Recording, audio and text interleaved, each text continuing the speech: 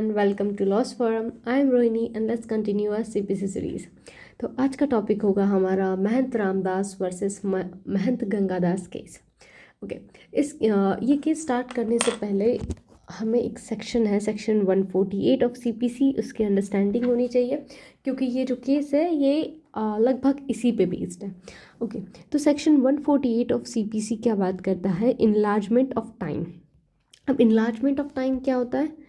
तो अगर हम इनलार्जमेंट ऑफ टाइम की बात करें तो ये कहता है कि where any period is fixed और granted by the court for doing of any act prescribed और allowed by this court, the court में इन इट्स डिस्क्रिशन, यहाँ पे ध्यान दीजिए, in it discretion from time to time enlarge such period not exceeding 30 days.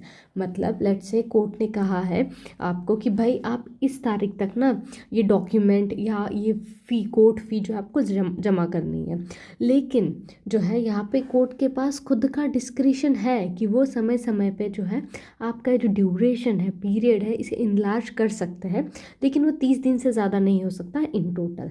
ठीक है, तो इससे हमें क्या पता चल रहा है कि भाई कोर्ट के पास जो है वो डिस्क्रिशन होती है करके। ठीक है, इतना समझ में आ गया सेक्शन 148 ऑफ सीपीसी। अब सेक्शन 149 ऑफ सीपीसी की अगर हम बात करें तो सेक्शन 149 क्या कह रहा है? Power to make up a deficiency of a court fee.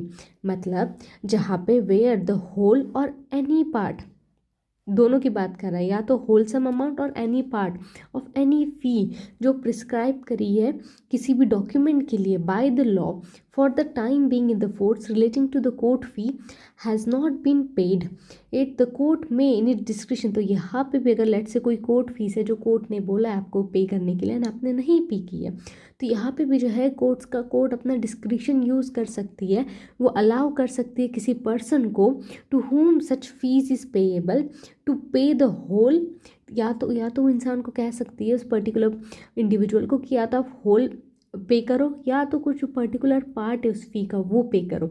As a case may be of such court fee and upon such payment the document in respect of such fee is payable and वो उसका जो fee आपने pay किया है it will be have a same force और effect as if such fees had been paid in the first instance.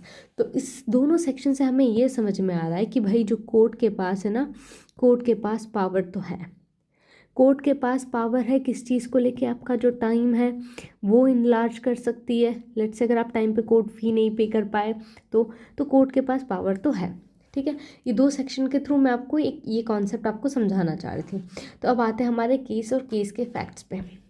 Okay, तो ये loss form के वेबसाइट पे आपको मिल जाएगी केस की समरी। ओके, तो महंत रामदास वर्सेस गंगादास केस में फैक्ट ये थे, यहाँ पे जो मेनली जो सेक्शन इन्वॉल्व है that is section 151 of CPC. Okay, जो कि इनहेरेंट पावर ऑफ कोर्ट की बात करता है। तो अब इस केस में क्या हुआ था, जो एपेलेंट होता है ये फाइल करता है टाइटल सूट। ठीक है, टाइटल सूट किस चीज़ के लिए? वो असर्ट करता है खुद का nomination as a Mahant of जो एक संगत है उसका। ठीक है, अब ट्रायल जज क्या करता है? डिसमिस कर देते हैं इनकी सूट, अपील में जाता है हाई कोर्ट में। अब अपील में क्या होता है? हाई कोर्ट इसके फेवर में डिसीजन सुनाती है, लेकिन हाई कोर्ट कहता है कि भाई ये केस को रिटर्न कर देते लोअर कोर्ट में ताकि वो डिटरमाइन कर सके जो प्रॉपर्टी का वैल्यू और फीस का अमाउंट। राइट, अब हाई कोर्ट क्या होता है? आफ्टर रिसीविंग दिस सबऑर्डिनेट जज, एक सबऑर्डिनेट जज ने अब रिपोर्ट बनाई और हाई कोर्ट को भेजी। अब हाई कोर्ट ऑर्डर करता है एपेलेंट को कि इसे पे करना पड़ेगा एक पर्टिकुलर कोर्ट फी। ठीक है, लेकिन उस टाइम पे क्या होता है? वो अफोर्ड नहीं कर पाता है। ठीक है, despite the appellant request for an extension, अब यहाँ पे एपेलेंट जो होता है वो रिक्वेस्ट करता है हाई कोर्ट से कि एक्सटेंशन प्रोवाइड करे करके उसे एक जो टाइम लिमिट है वो थोड़ा बढ़ा दीजिए। हाई कोर्ट रिफ्यूज़ करता है। ठीक है, अब इसकी जो एप्लीकेशन होती है रिव्यू की वो भी डिसमिस हो जाती है। तो अब ये फिर से अप्रोच करता है हाई कोर्ट को ताकि वो ग्रांट करे सर्टिफिकेट ऑफ अपील। ठीक है, विच वॉज फॉर मतलब अगर वो सर्टिफिकेट ऑफ अपील ग्रांट करेगा तो फिर वो अपील में जाएगा। राइट, तो यहाँ पे क्या होता है? हाई कोर्ट उसको अपील का सर्टिफिकेट इशू करती है। अब ये फिर सुप्रीम कोर्ट में गया बाय अपील। आई होप आपको फैक्ट समझ में आ गया होगा अभी तक। तो इस केस में अगर हम इशू की बात करें तो इशू इस केस में पता है क्या है, सिंपल सा इशू ये है कि क्या high court, whether the high court in the circumstances of this case was a powerless to enlarge the time even though it had a promptly fix the period for the payment. मतलब यहाँ पूछ रहे कि क्या यहाँ पे high court के पास कोई पावर नहीं है कि वो इनलार्ज कर सके टाइम को, क्योंकि वो उसी हाई कोर्ट ने खुद ने ही यहाँ पे जो है टाइम पीरियड फिक्स किया था। ठीक है, ये आपको समझ में आ गया। अब अगर हम बात करें यहाँ पे, तो ये हमारा इशू था। लॉ पॉइंट की बात करें तो सेक्शन 151 ऑफ सीपीसी क्या कह रहा है।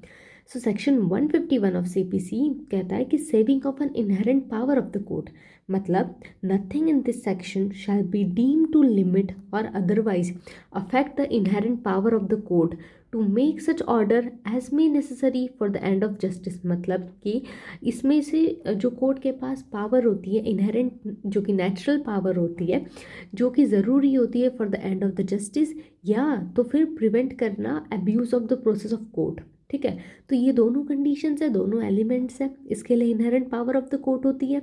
अब सुप्रीम कोर्ट क्या करता है, इसमें सुप्रीम कोर्ट अलाउ करता है अपील को, और ये कहता है कि हाई कोर्ट ने यहाँ पे जो है वो ग्रेव एरर कमिट किया है।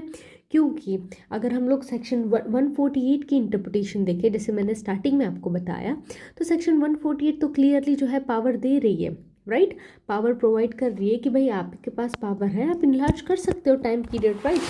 सो इस केस में क्या हुआ फिर कि यहाँ पे कोर्ट ने कहा कि we do not wish to place an impediment in the way of a court in enforcing the prompt and avoidance of a delay. और इन्होंने कहा section 148 and 149 would have clothed them an ample power. तो उन्होंने यहाँ पे भी same reasoning दी कि 148 और 149 जो सेक्शन हमने अभी डिस्कस किए, उन्होंने एम्पल ऑफ पावर दी है कोर्ट को कि वो जस्टिस कर सके लिटिगेंट के साथ और इंटरटेन कर सके कंसिडरेबल जो सिंपैथी होनी चाहिए। लेकिन यहाँ पर वही हाई कोर्ट ने एरर कर दिया इस मैटर में। इसीलिए एक तो हाई कोर्ट का एरर ना दोनों ओकेजन में था। सबसे पहला, time should have been extended, वो टाइम आराम से एक्सटेंड कर सकते थे। And if sufficient cause was made out and again, मतलब अब यहाँ पे तो सफिशिएंट कॉज भी था कि जो है एपेलेंट था उसने बहुत कोशिश की, but still he was not able to afford that जो सूट फीस थी वो within that time. Okay, और जब या so we have persuaded the application for affidavit and इन्होंने कहा कि there will be a no order about the cost of this court and the appeal was heard ex parte, right. तो इसी के साथ कोर्ट ने, सुप्रीम कोर्ट ने यही कहा कि इसमें हाई कोर्ट ने अपनी जो इंटरप्रिटेशन है वो गलत करी है। और हाँ, और ये जो मैटर है उन्होंने वो एक्स पार्टे जो है अपील को सुना इसमें। Thank you.